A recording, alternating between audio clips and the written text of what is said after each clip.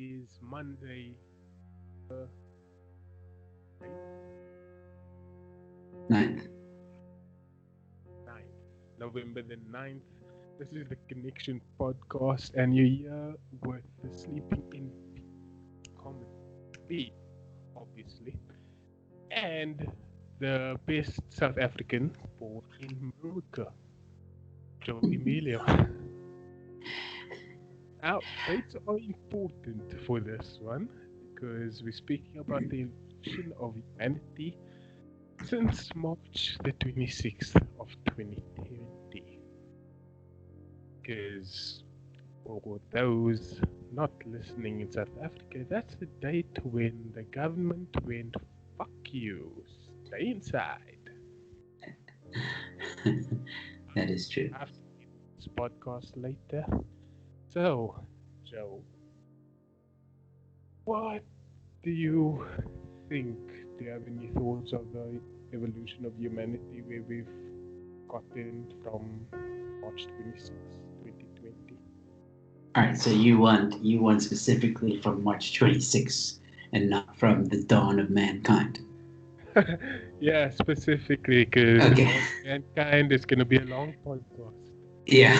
And I'm not getting that Joe Rogan money yet, so I'm not doing All right, so my opinion on the evolution of mankind during the lockdown, specifically South African lockdown,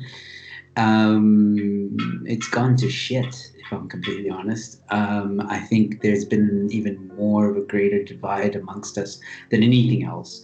At a time when we're supposed to unite together under one common enemy, we all seem confused and misled by misleading information. And even that, one can debate what is misleading and what isn't misleading.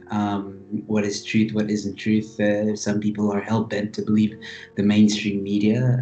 Some people don't want to believe the mainstream media. Some people are not intellectual enough to do their own research and find out for themselves. And at the end of the day, I think what's important to remember here is I don't think there ever be a nation where its populace and or its population rather will agree on everything. I highly doubt, especially a nation that is as diverse as South Africa, where we have so many different cultures and backgrounds and nationalities and all that. I think what is important for us to remember is what was promised to us, which we have definitely not achieved, which is a rainbow nation. It's almost similar to the United States, where we were promised a United States, one nation under God for everyone. And we seem, as South Africans, to have forgotten that promise, and we get too wrapped up in racial politics, identity politics, and other aspects of mainstream media that the mainstream media is pushing, which is evident in the information they're giving out. And yeah, I think unfortunately we have become more divided than ever before. As far as I can tell, I wasn't alive, or well, I was alive when apartheid was happening, but I wasn't living here. And I think we are seeing a lot of images, and this is what scares me, is we're seeing a lot of images even today. It just happened in Brackenfell, where we were seeing images of what can remind some people of apartheid era, and the media obviously runs with it, and racism rhetoric is spewed out, but no one asks the proper questions. No one seems to hold the right people accountable. It's all about black and white. It's not about well, why is this happening? Does this need to happen? Who are the real people accountable for this? um, Everybody's concerned about racism and all that stuff, which is something I've experienced over the lockdown as well. Xenophobia, racism, and yeah, it's heartbreaking because I love this country. I don't want anyone of your listeners to misunderstand that I love this country. I don't know if people will be able to see my background, but I have an American flag and a South African flag now in my background because I'm both nationalities. I'm dual citizen, and I love them both, and I'm very proud of both of them, despite their immense flaws. Um, I love the countries nonetheless. I'm very proud to be American and I'm very proud to be South African, even though it's very difficult to claim so. I think from an American standpoint, we do have a history to be proud of, even though the media on that side is trying to perpetuate a narrative where we shouldn't be proud of the history that we come from. But the thing is, and this is what's happening in South Africa as well, we shouldn't be proud of the history that we come from. I think the problem that a lot of people are falling into is that we are using history as a weapon and not learning from it. And there's a big difference. And the moment you start using history as a weapon, that's when you start creating a big divide. And as someone who observes people and observes situation around me, being a comedian, I can see this happening. I can see where people are getting very angry, and rightfully so. People should be angry, but I feel that their anger is misled or misguided or not aimed in the right direction. I feel that a lot of people get carried away with racist adverts and get carried away with who's being voted into power now, rather than looking at the people that are in power already and should be angry with them rather than the ones who could possibly become in power. They haven't done anything yet. They haven't changed anything yet. Give them a chance. Whereas, and I'm talking specifically here about the DA, and I'm not saying that the DA is becoming into power, but I'm talking about John Steenhuisen, where he got a lot of flack and a lot of negative rhetoric was being spewed around his being leader of the DA. He hasn't done anything yet. He was interim leader for a little bit. He showed what he's a little bit made of, but now he can really show if he has the talent and the experience to become a leader. And through real democracy, he'll be voted out easily. Um, well, one would hope easily. We'll see about that. But again, everyone's focused on the DA. Oh my word, there's a white leader and he's white, and this just shows apartheid, blah blah blah blah blah. Okay, they're not in power though. They're an opposition party. You should be focused on the ANC, who's corrupt, spewing this racism rhetoric that they love to do and creating a people's war right under your noses, and nobody sees that. So this lockdown was a way in which they could basically fast forward that desire to communism. And I know a lot of people are going to be very upset that I say this. But I mean, again, all you need to do is research for yourself. Google some of the things. There's keywords that you can find. There's information out there. This isn't secret. That's the crazy thing about it. Now it's hidden under the name of socialism or socialist this, social economy, social this, social that. Those words should worry you. You know, you look at the EWC. There is no situation where property rights should be owned by the government or should be taken away by the government, rather. Property in the Constitution, the word property has a very vast meaning than how we understand it in the public sphere. And again, do your research. It is not secretive. That's the most amazing part, is that if you actually took the time to research this, you would find the truth. And the other thing is, but I don't blame people. I don't blame people for wanting to, for being, because a lot of people say, yeah, but I don't have time for BS politics. Our country's a disgrace. It's humiliating. It's embarrassing, which is stuff I've heard a lot from people. And I say, yes, but that doesn't mean that you shouldn't give it attention. Not giving it attention is letting them win. If you think for 1 second that this ANC really cares about its people, let me ask you something, or let me tell you something. Screw the evolution of 7 months. Let's talk about the evolution of 7 years. All right. Since I've been in South Africa for 13 years, but out of 7 years, all right, the Eskom is unable to give electricity. We're very lucky to have it at the moment. It seems like the Western Cape, I think, is taking a bit of control when it comes to that aspect of it. But Eskom is definitely on its way out. SAA on its way out. The Land Bank bankrupt.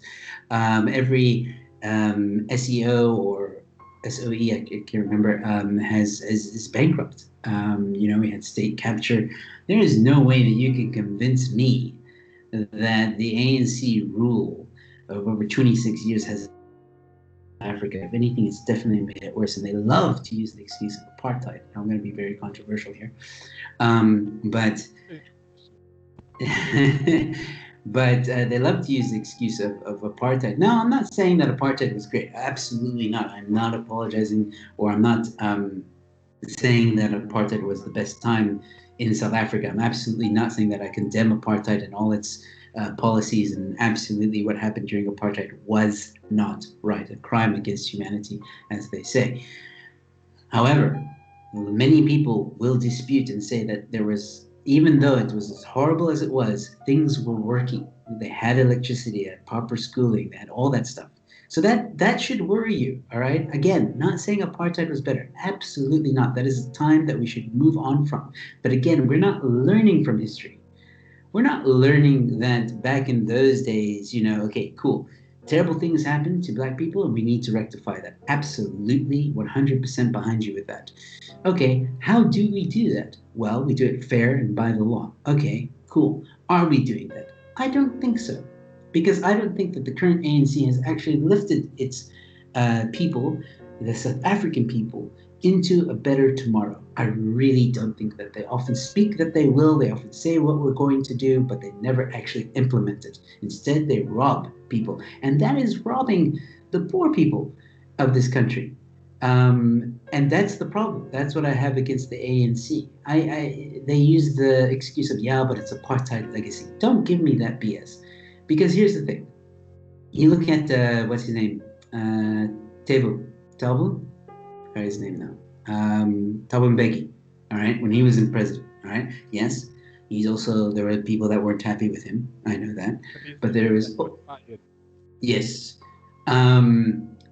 If you look at his reign, or not his reign, but the time that he was president, the economy was on the up and up. The economy was doing better than it had done in years. There was less unemployment, which is exactly what you want. But yet they kicked him out and they replaced him with Zuma. That's why I say this apartheid legacy thing is I'm sorry, it's BS. The moment you do that, the moment you're able to do that, it's actually not the fault of apartheid. The fact that you were able to prove that, oh, I can give my people work, but then you took it away from them. Yeah, that for me was a point when I realized that, when I saw that, I'm like, okay, you can't use that excuse. I'm sorry, it's mute. And there's other things people will say like, yeah, but this happened, that happened. No, it is a fact. The economy was on the up and up. You took a man who paid back, I don't know how much of South Africa debt as well, and you threw him out. You robbed the people of jobs. You robbed the people of that promise that was given to them. It's exactly what you did when you put that man in power. Yes, he wasn't all perfect. Yes, not everybody agreed with him. But tell me one politician that everybody agrees with. Nobody can find a politician that the they nail on the head there. exactly. And you want to tell me that Zuma was better? I highly doubt that. You want to tell me that Cyril was better? I don't think so. If anything, I think that the damage that Zuma caused is what we'll be suffering from for a very long time. So it should be called the Zuma legacy. But who knows? And yes, I know I'm going to get a lot of flack and I might put you in a bit of trouble. And this channel might be cancelled before it even starts. But I'm sorry that if I speak a bit of. Oh no, no. You asked a very interesting question. The evolution of humanity in the past 7 months with the South African lockdown. I think what has happened in the 7 months is proof that this is actually what's been happening in the 7 years that I've been here, that I can speak of. As a citizen of this country, I want to be able to provide for my family. I want to be able to find a job, and I want my kids to be able to find a job. I want my wife to be able to find a job regardless of the color of her skin, where she comes from, what she believes in, her religion, her political views. None of that crap actually matters. What matters is the ability for people to better themselves. And you give them that power and that right by allowing them to be able to afford schooling, by allowing them to be able to get educated, by allowing them to be able to grow and become independent so they can start their own businesses and be part of a market that is not that does not have laws that prohibit everyone from taking part regardless of the color of your skin. Everyone needs to be able to take part regardless of the color of their skin. It is not a racial thing. The economy is not racist. It is only the policies that will make it that way, if there are policies. Now, if you do your own research, I'll let your viewers be the ones who decide that. I'm not going to say here or there whether it is, but what I do know is that that is the only way you can uplift a nation. And South Africa has never ever practiced a free market in its history. Apartheid had a very one-sided market, and now we're in a very one-sided market as well. I think that in the past 7 months, we have seen how the ANC is power hungry. We have seen how they do not want to let go of their power. That's why the extension keeps on happening. And we have seen how they lie to us, how they are prejudiced when it comes to some ideologies and some views, how they care more about certain aspects of the country than others, how they care about certain people more than others. Farm murders and farm attacks are something very close to me because I'm married to an Afrikaans woman. And I've met farmers over the lockdown through my channel. And it is a very dangerous profession. But now notice how I didn't say what race they are, because it doesn't actually matter. And Afrikaners, just because you're Afrikaans does not mean you're white. That is a narrative spewed by the mainstream media. Afrikaners can be colored, black, Indian. It's a culture that anyone can be a part of. It doesn't mean that you're white. And when it comes to farm murders and farm attacks, it is not a racial thing either. It is, everyone is affected by it. And let me tell you something.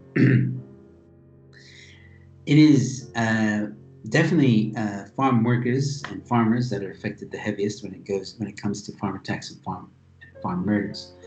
But in time, if this is something that is not stopped and dealt with, every single South African, regardless of what you believe in, regardless of who you are, regardless of the color of your skin, and regardless of your political views, whether you have them or not, will be affected by this. It is a fact. And that's why farm murders should be taken seriously.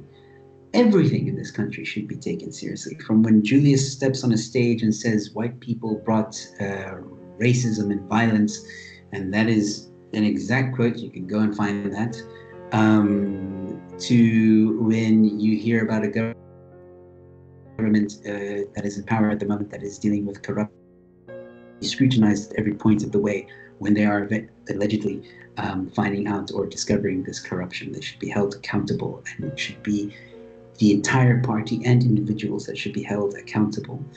When people are, when the crime is running rampant, and you see videos of people sitting in a spa or a cafe, and then a man jumps over the fence and points a gun and accidentally shoots when he reaches for a cell phone to steal.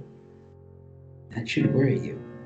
And if it doesn't, then you're either wearing blinkers, which I also understand, because a lot of people just want to live their day. They just want to, they're very focused now on this lockdown has cost them a lot of money. They want to make money. My kids need to go to school. There needs to be food on the table. So I get it. You just go in, you go to work, you come back, you make your money. I get it. I absolutely get it. If anything, this over the past 7 months has shown how we are far from a united nation. And that is something that should worry us all. We have, in the past 7 months, shown more of our flaws as a species than anything else. We have shown that maybe it's true that we haven't looked past color. Maybe racism still is alive. But it's not the everyday South African that's doing it. It's the people in power that are doing it. It's the people in power that keep on spewing this and confusing the everyday man and woman, or whatever gender you identify as or you are. I'm talking about everyone, whatever race you are. That, and I have to see, that's the thing, I have to say these things. I have to say these things on a podcast, because the moment I don't, people start saying, yeah, but what about me? What about me? Yeah. You didn't mention me, I didn't mention the Zimbabwean. I didn't mention the Nigerian. I didn't mention the white Anglo-Saxon. I didn't. You know, South Africans. South Africans is whoever is living in South Africa. Period. The division you being categorized. And then in the same breath, the people that are obsessed with being categorized don't want to be categorized. Exactly. So it's a weird one, that one. But my point, and I say all these things, and people might think I'm crazy. I know there are people that are think I'm crazy, and that's fine. I'm actually very down. Because you are crazy. There's people out there that I know think the same way I do and are fearful of saying the things I say. There are people out there that will disagree with me heavily and be loyal to the ANC and even to the EFF or to the DA or whatever. Sorry. There are a lot of people out there that will have different views, but there's one thing I feel that everybody shares, and they want to live a good life. Whether you speak to the man that is in a shack or you speak to a man that's in Bishop's Court, everyone just wants to be able to provide for their family. Now, I know that is a very far opposite situation because the guy in Bishop's Court has money, whereas the person that's in the shack is trying to make ends meet every day of his life. But that's my point as well. Shouldn't we live in a society? Yeah, shouldn't we live in a society gives the guy in Bishop's Court? Shouldn't we live in a society like that? I understand the pain that South Africa has. I understand it. I may not be able to relate to it, but I understand it. I understand that the South African people are very, very hurt from their past. You know, there were people that were mistreated immensely.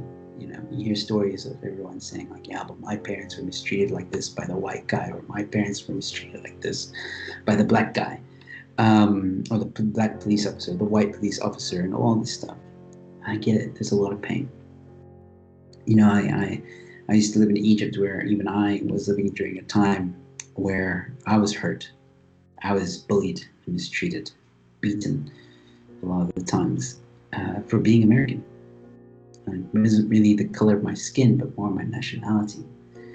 So I know what it feels like to be discriminated against to a certain degree. And it's not nice. It is a very painful thing. And I'm not going to lie, for a while I did hate Egypt. I'm not going to lie. That kind of stuff will create a hatred in your heart that is very difficult. But we have to fight that hatred. There needs to be people that are willing to stand above it and say enough is enough. No more of this racism rhetoric that's being spewed out. We do not care about the color of your skin. We are South Africans, and we want a better South Africa, not just for me, not just for you, for every single individual that is on this soil, because some people in the past have died for exactly that, and at the moment it is not happening. And there is no one on the South African soil that can possibly, I mean, there might be some that will challenge me, absolutely, but you can't say that you don't want that. On either side, no matter which side you are of the spectrum, whether you're left or right, whether you're centrist, you want a better South Africa that everyone can live in, that everyone can be a part of the economy, can work, can provide for their family, and just have a jolly good time. We all want that. The question is, how do we get there? That's unfortunately the question I can't answer at this point in time. But what I can say, and again going back to the question that you asked, is all the lockdown has done in the past 7 months has shown the wounds that South Africa bears. Has shown the problems that South Africa has when it comes to crime, when it comes to economical difficulties, when it comes to the gap in classes, the haves and the have-nots. It has shown South Africa's ugly side. And some people choose to look at the truth and will see it, and others won't. just keep on going by because they need to make that money. I understand that. But that's what the lockdown has done. It just divided us, I think, more than ever before. And it's evident. It's evident in what happened today in Brazil, as I mentioned before. You know, what happens? A radical leftist party who is borderline, if not is, a terrorist organization to some people, went to a school to protest because of a private party that was held, and allegedly no people of color were at that party, allegedly. And they're calling for the principal to be fired. So parents come and they protect their kids because the kids are doing the trick. And now these are kids of every color now. This is not like the organizers of the party. No, they're looking at the entire school. So there's color, there's black, there is Indian and white at this school. They are there and they're taking their exams. And they're causing a ruckus outside, and the parents come and they try and protect their kids. Yes, there were moments where I didn't agree with, because some people didn't, in my opinion, didn't handle the situation well. I will concede with that. But the problem is, the moment you do that, the moment you fall into the EFF's hands, you've lost the fight.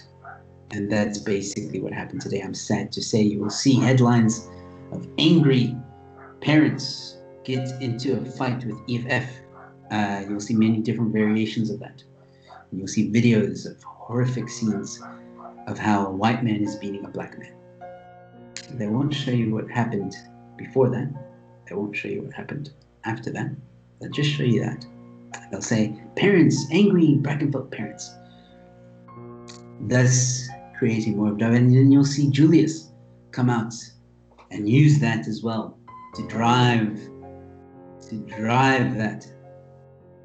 And I'll be honest, like I said, I don't agree with what happened.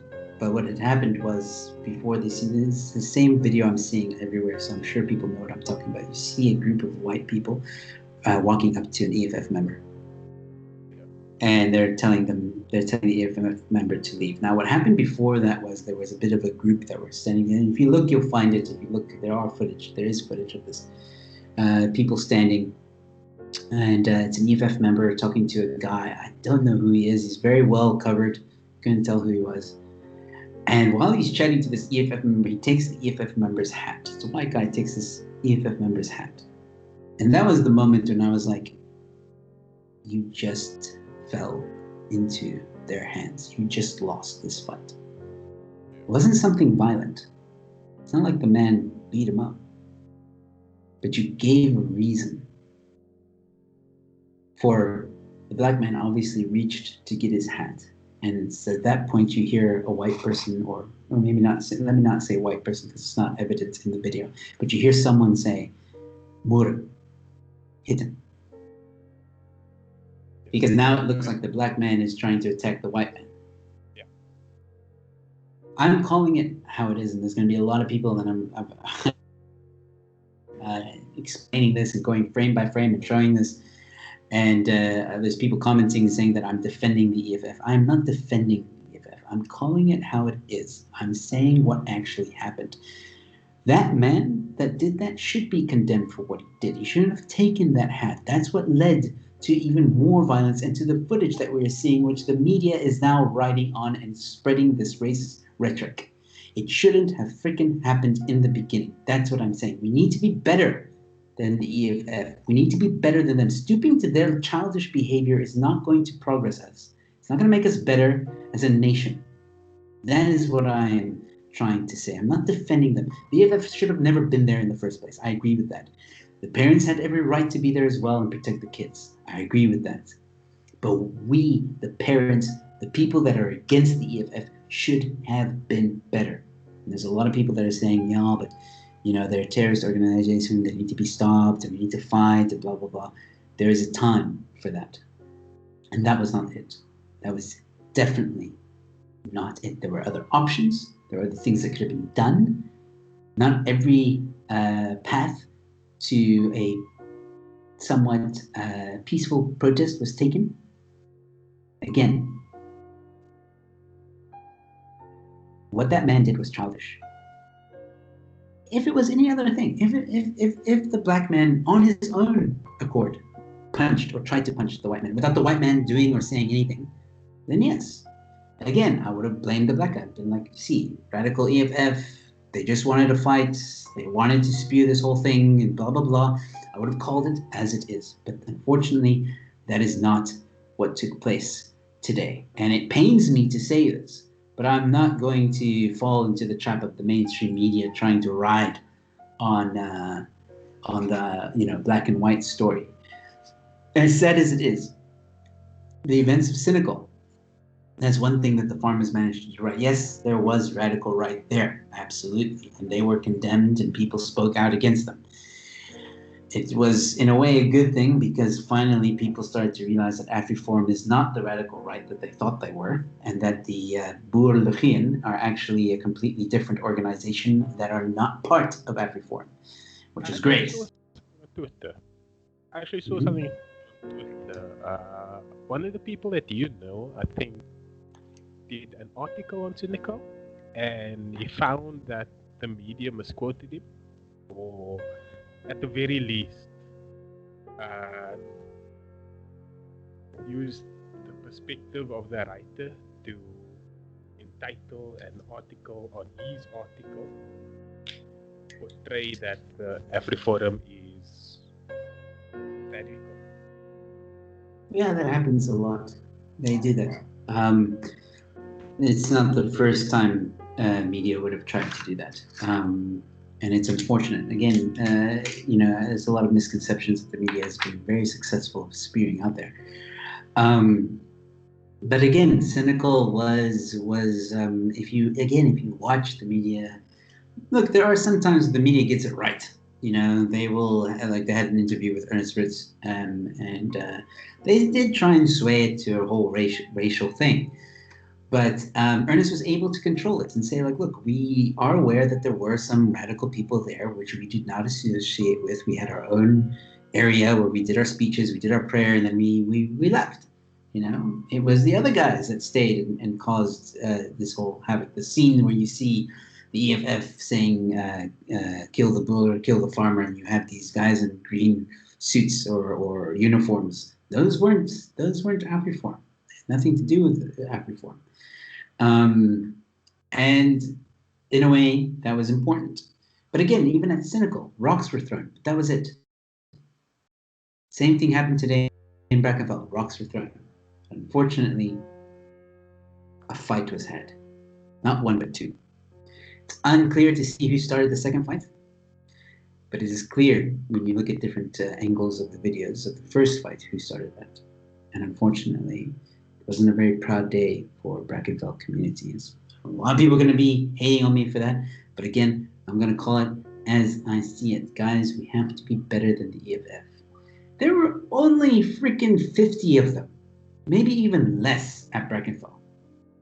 They didn't come in thousands, they didn't come with their petrol bombs. They didn't come, there was way more Brackenfell community there today. You cannot tell me that the EFF was that much of a threat to warrant a community. And again, I'm not defending EFF. I'm not. I am calling it as it is. We have to be rational. We have to think with rational minds. Again, yes, we do need to defend our children, absolutely. And the EFF had no good intention by being there. They did go there with ill intentions to disrupt. I will say that. And every parent has a right to protect their child, absolutely. I will never argue that. But again, we must be careful with how we react to the EFF. The moment you react in the wrong way, the media will run with it, and it's evident it's happening as we speak, you and I. So yeah, I unfortunately think that the lockdown, all it's done is divide us more as a nation and as a species. I think this is something that is we can see around the world as well. Yeah, and again, some people will call me crazy. I don't That's fine. But if you are interested to know who I am and what I do and all that stuff, don't forget to subscribe to the Joe Show.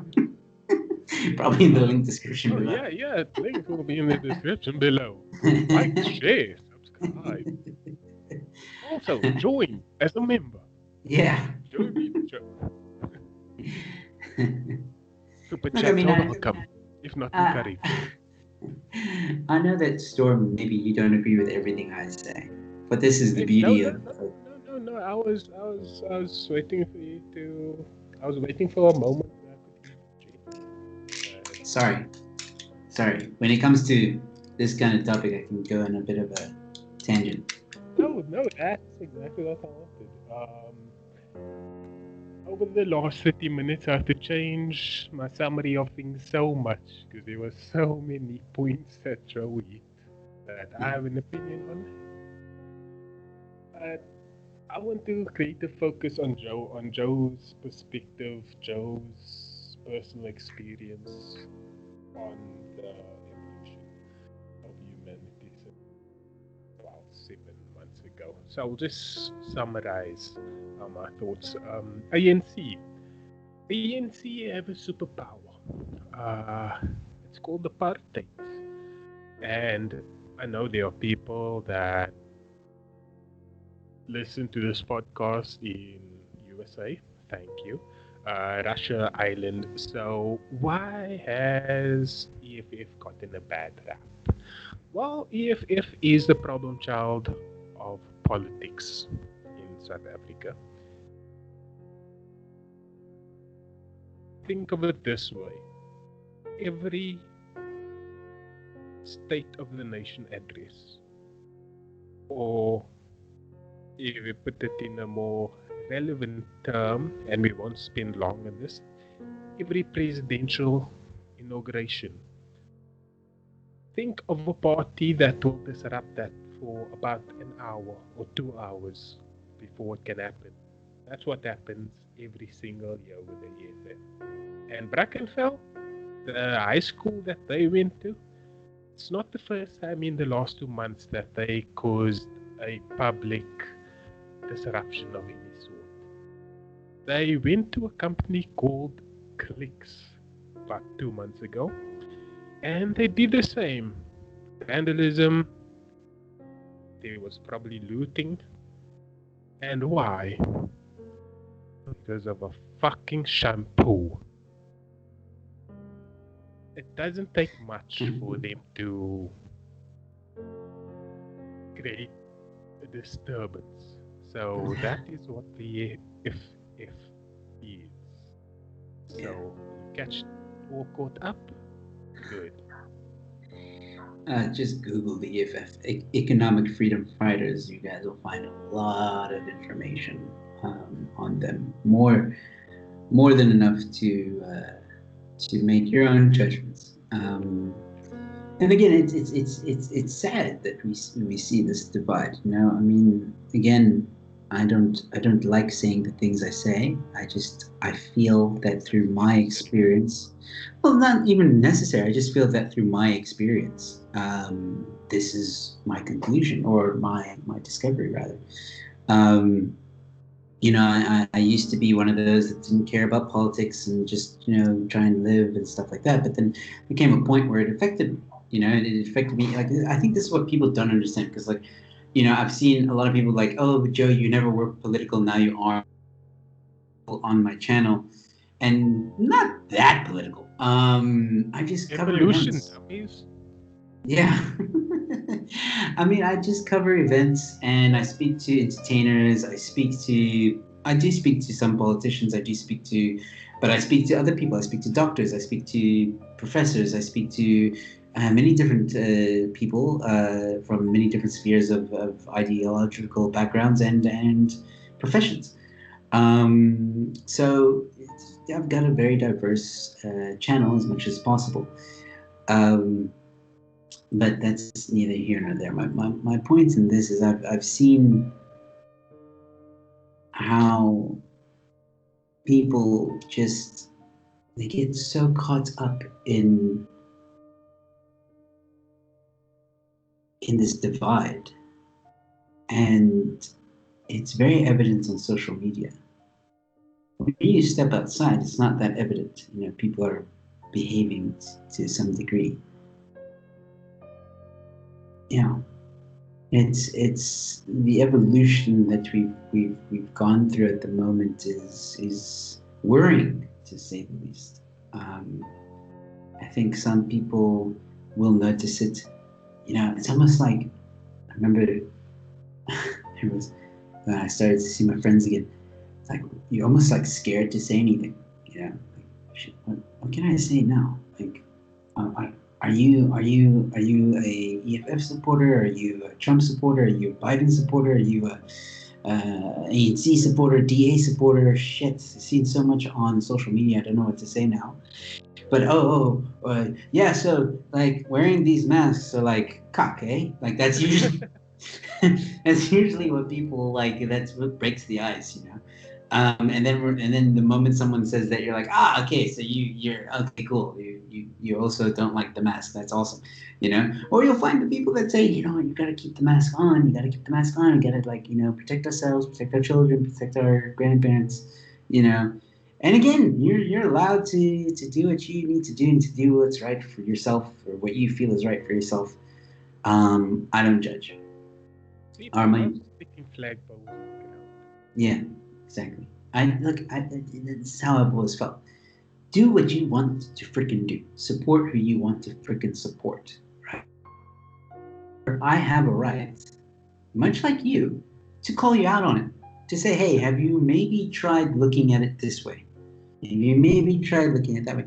And you know what? If you don't like what I'm saying, don't be on my social media. Don't be on my channel. It's fine. I can exist without you, and you can exist without me. It's not just because you and I are in the same country does not mean you have to listen to me and you have to conform to what I am saying. That is the biggest difference between someone like me and the far left, because the far left will tell you otherwise.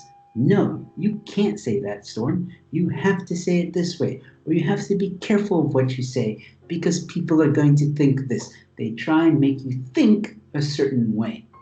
They don't want you to say anything else, right? For example, we can't say master bedroom anymore because it might be offensive to some people. Ooh. That was said. That is out there. There's a group of people lobbying for us to change master bedroom because it might be offensive. And for those of you who are wondering why it might be offensive, well, then you're racist. I'm kidding. I'm kidding. I'm kidding. But that's what they would say. That's what they would say. They would honestly say that. If you don't understand why it's offensive, then you're racist. Because you don't acknowledge your white privilege, even though that person isn't white. And if they aren't white, then they say, well, then you're a coon, or you're this, or you're that, and you are racist and you don't know that you're racist. That is the. Racism is a way to get the most support fastest. Yeah. That's why I believe it's used in many cases. Oh, yeah. And that is why the ANC goes. We even saw it with Senegal. Mm-hmm. So, President, what do you think about the farm murders? Well, apartheid was a bad thing, and now we're seeing it The coming. result of it. Yeah. The legacy. Yeah, like I genuinely think that 2020. Okay, so since the term after Nelson Mandela, uh, and not so much for Thabo Mbeki. I think it's like reverse apartheid. Because can you imagine if there was a policy in economy that was uh, WEE, WEE, white economic empowerment? Oh, no, where they lose their shit. Yeah. Now it's just fine. Just fine. Actually, I have new companies going, okay, I need to get BEE. That's one of the first things I need to focus on. Yeah. Even the name of the company. Okay, I don't speak Zulu. I'm gonna call my company a name that comes from Zulu. Yeah. And it's not that we have a problem with everybody else that's not from our culture. It's just that the government has resorted to pander towards a specific set of people. Mm. And what makes it worse is the ANC are very aware that they are playing monopoly with the country because they have so many supporters. When election comes around, there's a high chance that they're still gonna win. Well, I hope not. Look, I'll be honest, I didn't vote in the last election, and I'm definitely going to vote in this upcoming election. So, I'm hoping that a lot of other South Africans will feel the same way. And again, as I say on my show, I don't care who you vote for, just don't vote for the EFF or the ANC. And I will continue to say that because both of those parties should not be in power. And then people always like to say, "Oh, so we should vote for the DA." Is that what you're saying? No, I'm not saying that. There's so many other parties, so many others. I don't care. Really don't, as long as it's not the EFF and the ANC. Really, really, really, I really feel that way. Just seeing that the DA is the best opposition, quote unquote, best opposition that gets Yeah. the most. It has the most votes. Yeah, it's the second largest opposition party. After that is the EFF, which should scare you, should scare anyone, knowing that the EFF is the third largest opposing party. Sorry to interrupt you again. In the United States, there are Republicans and Democrats. Do you think there would be a more fair political world in South Africa if South Africa adopted that way of voting, I guess, or legislation? I don't know what's the right term.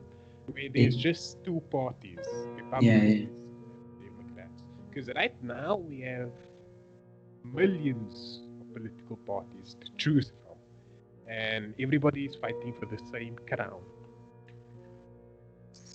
All right, so let me first off correct you. There's three parties in America. There's Republican, Democratic, and Libertarian. Libertarian get very little votes. They've been growing a little bit, but they are like 1%. They're like so small. And there's little pockets of people that believe that they will one day get that in power, maybe one day. But regardless, it is majority Democrat and Republican. And your question, should South Africa adopt that? In my humblest opinion, no. I think it would be a terrible idea. And here's why. The way the system works in America, first of all, it's a federal system. Second of all, so you have states. Those states govern themselves, and they're run by some extent by the Supreme Court, the Senate, and the president.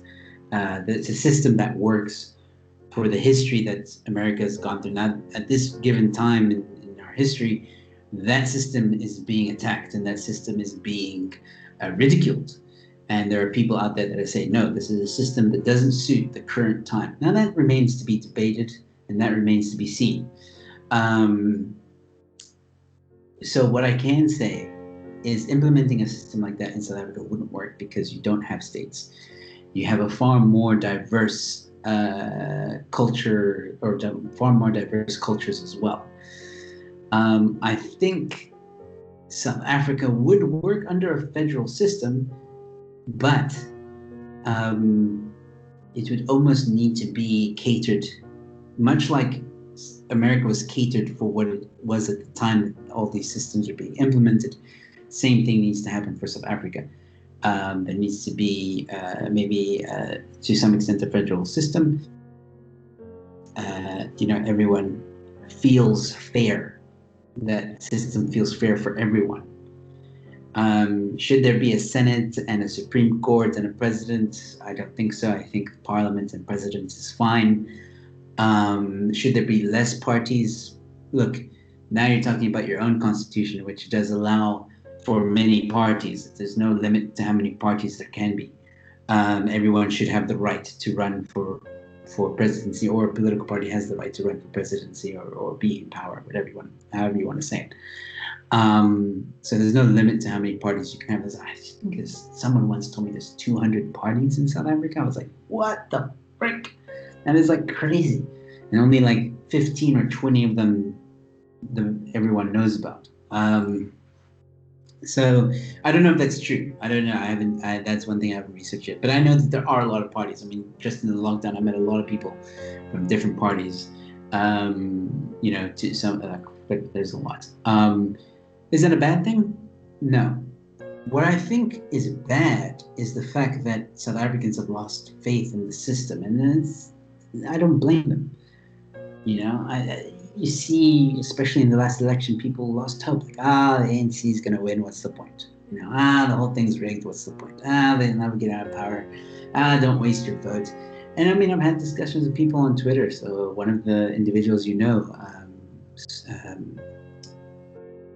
Chico, who refuses to vote because, he doesn't feel that any of the parties align with him.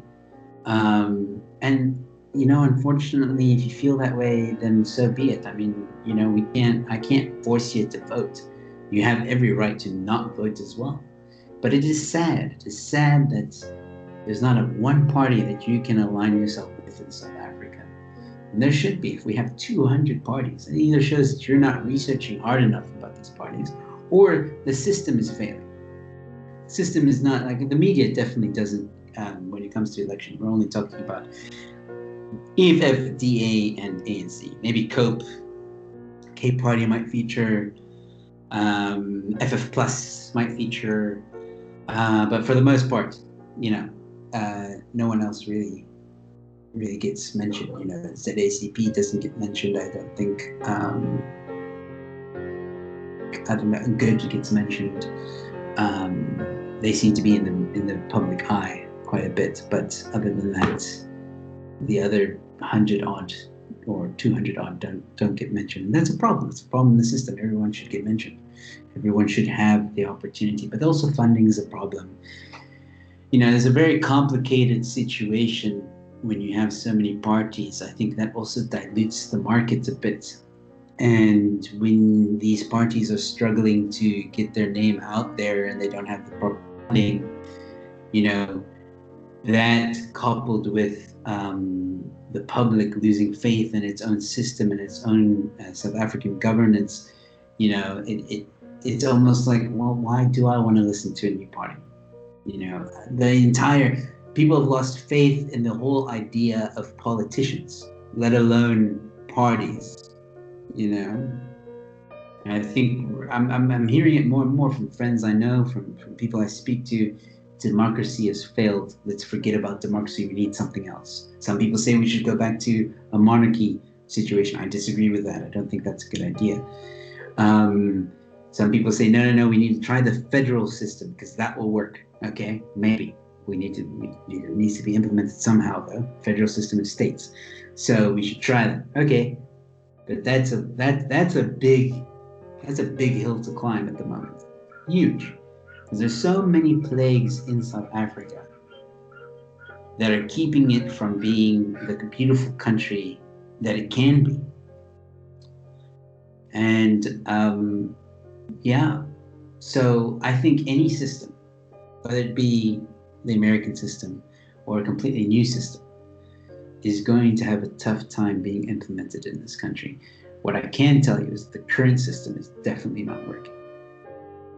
Yeah, the current government finds it hard to fight corruption. How are they going to implement an entire new system? Dude, they're teaching themselves ethics.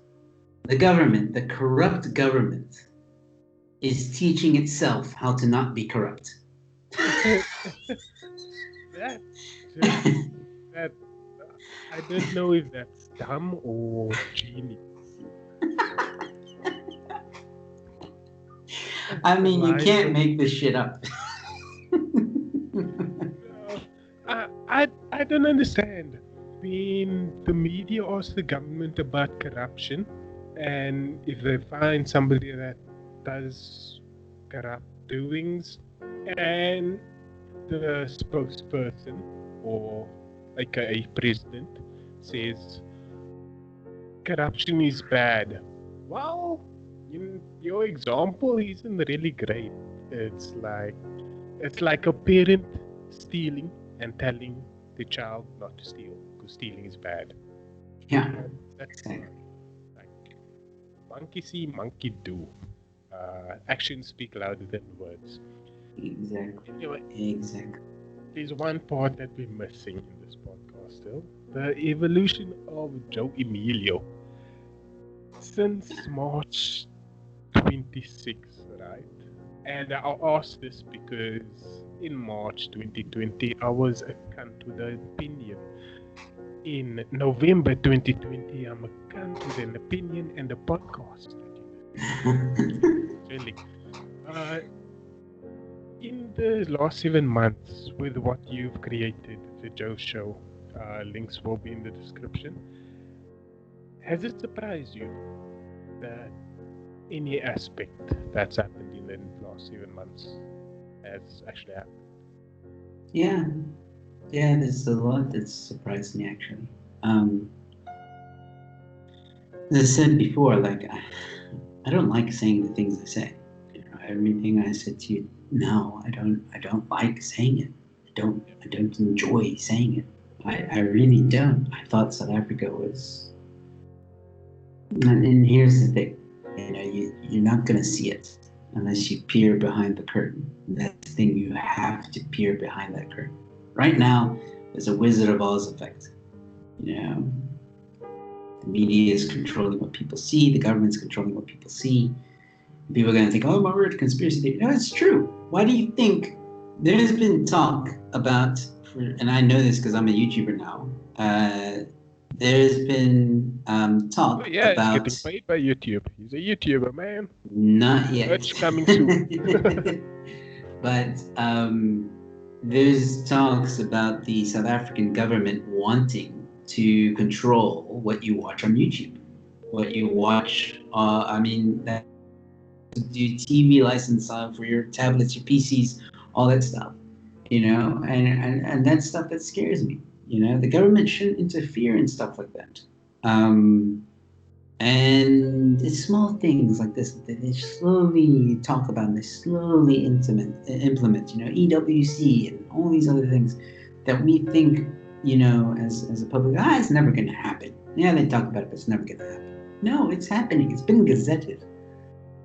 This stuff should worry you, you know. And again, I don't like saying this stuff. I love South Africa, and I fell in love with its beauty. I fell in love with its people. You know, one thing about South Africa is very humorous people. You can find the humor in the most awkward times. It's funny, very funny people, very kind people. You know, the idea of a braai, you know, and social gatherings. Doesn't matter where you're from. You know, I can speak to the everyday man that's working his butt off to anyone in South Africa. Very kind, welcoming people. And that's the South Africa I fell in love with. But unfortunately, what's behind all that and what people don't want to look at or even accept is that the ANC is not the saviors they promised they were. And that will upset a lot of people. And that will probably also cause me to get into more trouble, but that is what I've come to realize. I would love for anyone to try and challenge me, but I have been challenged and I have had conversations with people who defend the ANC. And again, I say, if the ANC truly cared about its people, we would not be having electricity problems. Our state-owned enterprises would not be bankrupt. If anything, they would be flourishing right now. We wouldn't have been in junk status twice. Exactly. So they'll say, oh, but it's apartheid's fault. No, you're just repeating what the ANC is telling you. There is no evidence to support that. And please, if you have it, show it to me, and we'll have a discussion on it. But until then, you're just repeating what the ANC is saying. Situation because of apartheid, and people just go like, "Oh crap! Well, apartheid was shit, so it must be that." No, absolutely not. I remember when the rand to the dollar was at like 7 rand. Yes, I remember when you could buy a beer for like 5 rand. Remember those days? That's the other thing. Look at inflation. Look at it. It's like what? I think I checked yesterday. It was like 15, 16 rand to the dollar now. So everything's gone up. Fuck it. You can't even go to the supermarket now and not spend less than 200-300 rand. Where back in the day, 7 years ago, you could go for 100 rand and buy a lot of crap. Like a lot. I think 200-300 rand. I mean, okay, so milk is like 20 odd rand. Bread is 15 rand. Eggs, depending on the size you get, let's say 18s, that's about 30 odd. So we're almost at $50 just for 3 items. Those items used to be what, 15-20 rand altogether? Maybe 30, depending if you shop at Woolworths. I mean, there you go. 50 rand doesn't get you anything anymore. 100 rand doesn't get you anything anymore. Ticket prices to see a movie, 160 odd rand, I think, at some points in some cinemas, depending on the movie you go see and depending if it's 3D or not. I remember when movie theaters used to be flipping 25 rand for a ticket, people. 25 rand. And that's without a discount. Not on a Tuesday. Okay. And now movies on the Tuesday are more than 25 rand. Exactly. There's all these little signs, you know, that you start to pick up on, and you wonder, like, one day you wonder, like, jeez, I used to be able to, like, feed my family, you know? And then, let's get back to the evolution of me. What's happened to me is I was bit by the left hard. I lost a gig because of my political views. And unjustly, some horrible things. So let's get that out of the way. It was unjustly so. So, you want to help Joe Emilio? The link to help his fight against hashtag, as they call it, cancel culture. The link is down below. So if you can help him out financially, or even if you can link him to somebody that can help him, you don't have to help him. You just somebody that can, by all means. Thanks. Yeah, I don't know where I was going with that. Thanks to everyone still. Yeah, thanks to everybody that wants to help. You guys in the USA and Britain have it easy because you have a currency that's stronger, so helping would cost a little less. But anyway, yeah, sorry, disrupted you again. No, it's fine. Thank you for mentioning that. Yes, I am fighting this thing in court. If any reviewers or listeners want any more information, they can easily find me on social media, Joe Emilio, or my website. You can go to my website, joeemilio.co.za, and you'll find all my social links there. And I have a video that explains exactly what happened to me. I'm not going to talk about it any more than that. But since that incident, I pretty much was a man with nothing to lose. So I started becoming more opinionated. I started voicing my opinions. And you know what? I feel I'm better for it. Because I would rather have people like me for what and who I am, instead of the person that they or people or the mainstream media want me to be. I'm not going to pander to this racism bullshit that they're trying to put out there. I'm not. It's not me. It's not what I am. I see right through it. And I will call it out like I did today. You know, it wasn't easy for me to say, you know what, Brackenfell community, you guys aren't looking good. You're not looking good in this situation. That wasn't easy for me to say. But it's the truth. And I look for the truth. And some people will say, yeah, but your truth is biased and your truth isn't actually the truth and blah, blah, blah. Well, with the information that I have been given and I have seen and I have researched, with that information that has been presented to me, these are the conclusions I can make. I mean, let's take a good example, the elections, the US elections. There's a lot of information, a lot of misinformation. I don't know what to say about it. I'll be honest, I don't know. That's my honest feeling. I cannot tell you if there is fraud. I cannot tell you if there isn't fraud. I cannot tell you if Biden really did win or if Trump is winning. I cannot say that. Yeah. I can't say that because there's information out there that is true, that there was a time when the media called it early and they had to on the basis of that alone. I'm like, okay, then it's not over. I'm sorry, it's not. We have to wait a month. We have to wait maybe 2 months. But for whatever reason, we need to wait until that final call when the states have validated the votes. That's when we can make them. Until then, it's a fucking shit show. That's what it is. And that's all I can say. I'm not saying that there is fraud. I'm not saying that there isn't. Whatever is at play now needs to play out, and then we can decide. That is how I look at things. That is how I'm looking at it right now. Despite my political stance on America, that is how, because I'm looking for the truth. And the truth right now is being blurred heavily. Very, very heavily. Because there's so many people on opposite sides saying so many different things. That's not enough for me to make a conclusion. I want all the information. Same with farm tech, same with farm murders. I get all the information. I look at both sides. I watch, I'm so dedicated to this BS that I watch Julius Malema, his entire speeches, okay, which you can find on EFF YouTube, by the way, in case you didn't know, where they put his speeches in full. And I do that because I don't trust the mainstream media, because they do take small clips and then they create their own thing. When you watch Julius in his entirety, in his entire speech, go watch and then tell me you're not scared. Tell me that you're not worried about this country. Because some of the stuff he says should not be tolerated or accepted. It's not just about what the media is showing you. And I am so dedicated to making sure that I have both sides of the story, because the media will come out and say, oh, Julius said this. And then there's a small clip of it. I'm like, okay, cool. I need to watch the entire speech. What was he trying to say? Oh, wow. Okay, well, at least the media called it right. When you watch the entire speech, they called it right. But then you're like, oh, crap. Like, what? There's so much else that the media didn't cover, though. There's so much else that the media didn't say. And then I make my little videos and people think I'm biased and all this stuff. But I'm not the one saying this crap. I'm not the one saying this. This is all stuff that people say.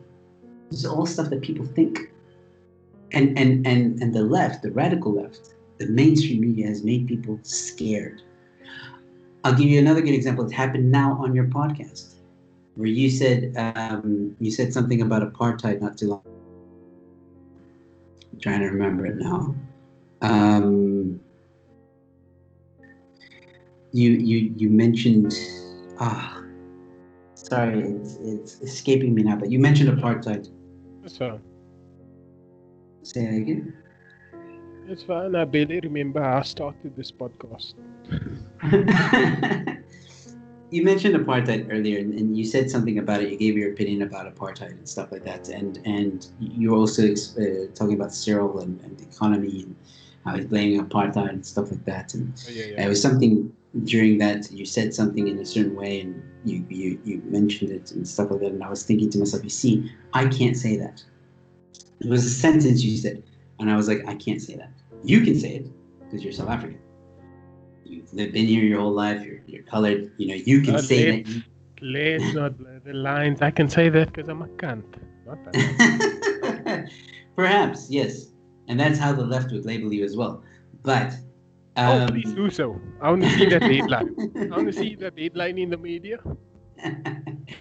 Or the word. But you can say some of this stuff, because I remember thinking to myself, oh, thank goodness, Storm, you said it. Because if I was to say it, it would be like, who's this American idiot, blah, blah, blah, forgetting the fact that I am South African and all that stuff. Oh, why do you have an opinion? I've had people say that to me. Joe, you have no right to have an opinion here. Screw you. Of course I have a right. I have every right. I live here. I work in this country. All right? I am South African. I have every right to say whatever the hell I feel should be said. Yes, call me out on it, but don't tell me that I don't have a right to have an opinion. Guess what that Hey, is? That is communist way of thinking. Do not speak unless you are spoken to, and if you do speak, you speak like us. That is what their rhetoric is. And I will not stand for it. And I will not support it. You can have your little socialist little groups and all that stuff. I want a better South Africa, and the direction it is going in now is not better. If anything, it is worse, and we're headed in the same way as Zimbabwe. And people need to understand that. And let me say this again, I don't talk about this crap on stage. I want to make that very clear. I talk about this on YouTube. It's a little bit more about me and Joe Emilio, the way he thinks. That's what I talk about on YouTube. And I get other people to give their opinion to back up some of the things that I speak about and some of the things that where I've gotten some of this information from. But I also speak to entertainers and we have a lot of fun. On stage, I try and make people laugh. I talk about my experiences being here in South Africa.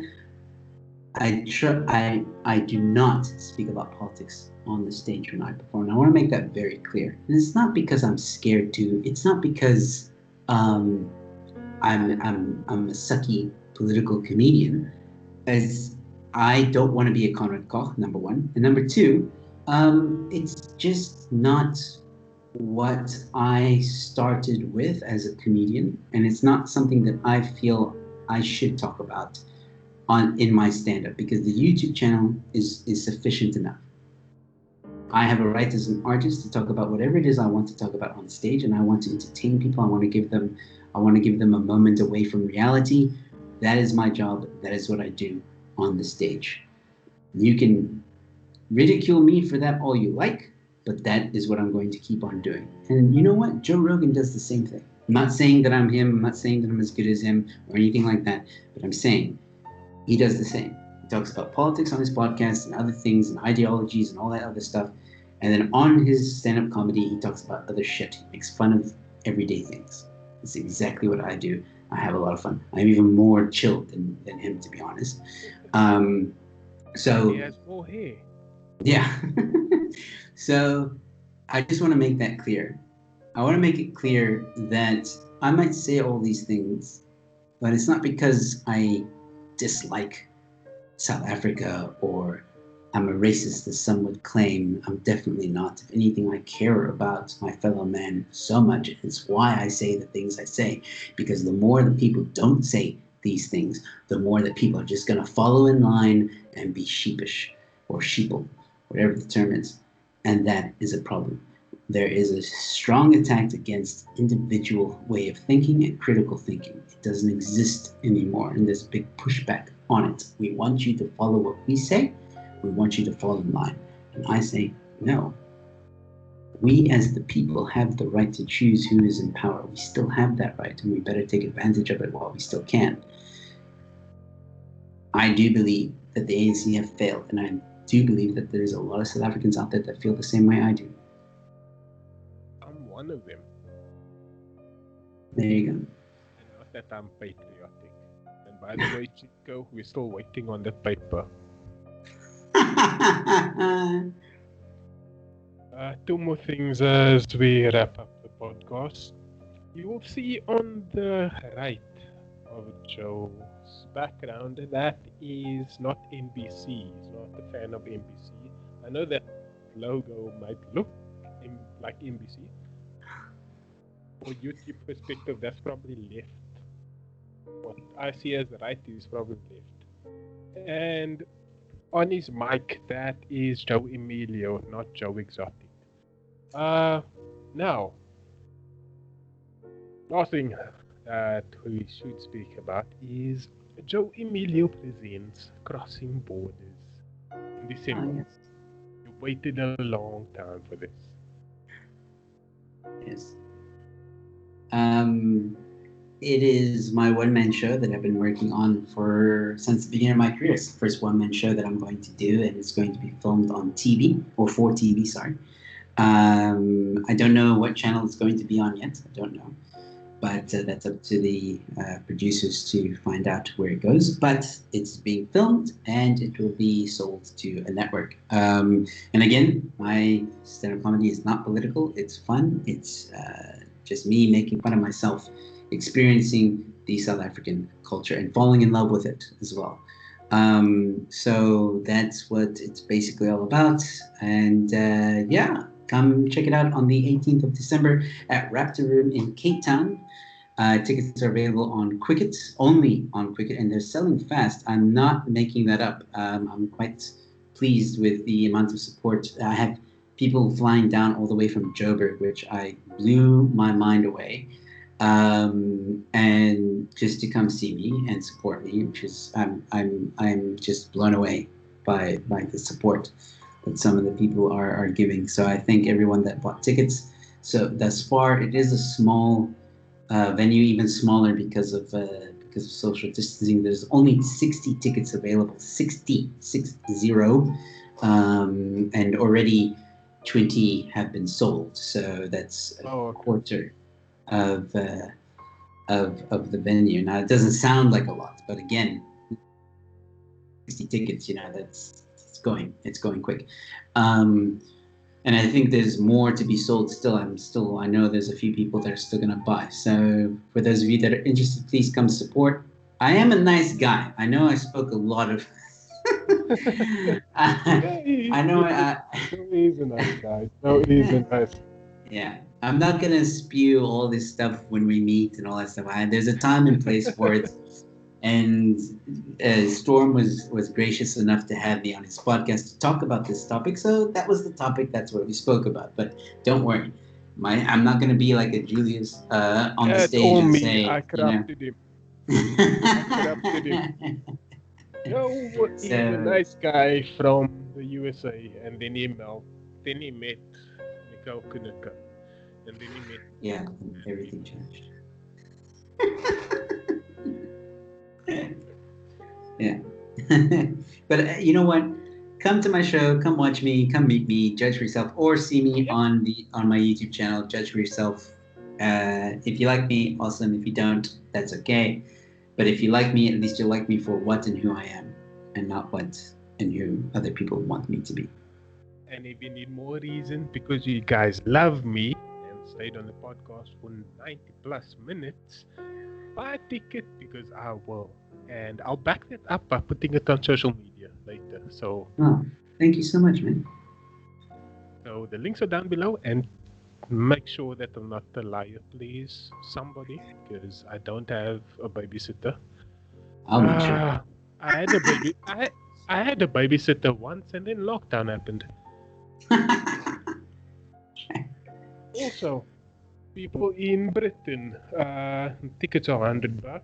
So look at the currency. That's about £5. And I know that you recently got put into another lockdown. Find a way out of it. I'm sure you can find a jet somewhere and come down to South Africa. You know we don't have a lockdown, so you can come down here. And I promise we don't eat bats either. Yeah, well, if the Chinese had their way.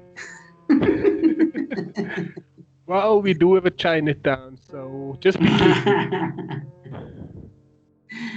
Whew, man. Am I your first podcast when it comes to this? Yeah. Okay. I don't think your channel's gonna last long. I'm just saying.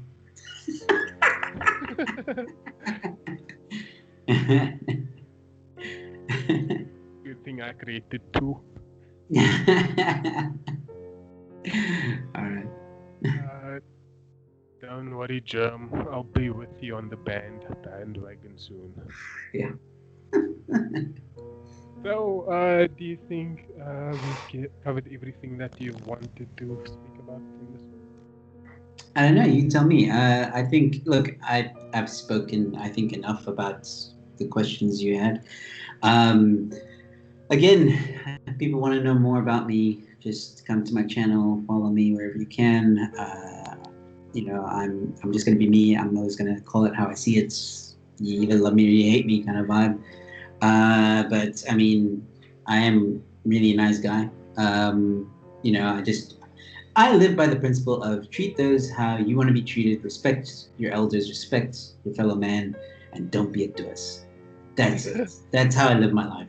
Like really. and and like full disclosure to everybody, you know why I love Joe Emilio? Because I got bored with South African accents. Yeah, I love South Africans, but I needed some variety, and then I met Joe. Well, as close to meeting people that we can get in 2020. And I thought, okay, cool. I have some variety. So thank you for that's asking. Thank you that's for very nice of you. this. Yeah, your accent could win every survivor ever. And on that note, Joe, thank you for being the first. Thank you for being the first one on this podcast focused on the evolution of humanity. And by the way, we've spoken about some things today. It will probably be the last one too. This has been the Thank you first very much. podcast, and this is how we do.